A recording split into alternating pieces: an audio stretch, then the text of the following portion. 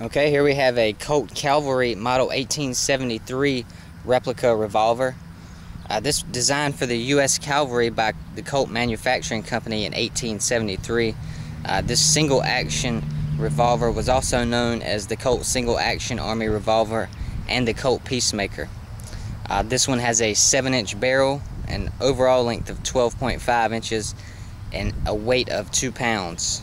It does have a working hammer, cylinder, trigger, and action.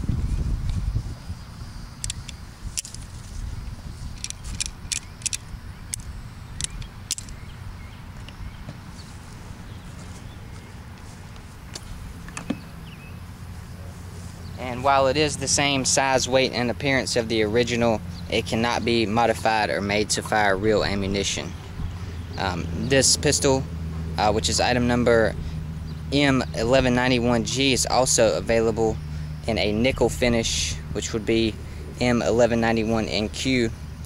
And you can view these replicas or our full line of replica weapons and accessories at replicaweaponry.com.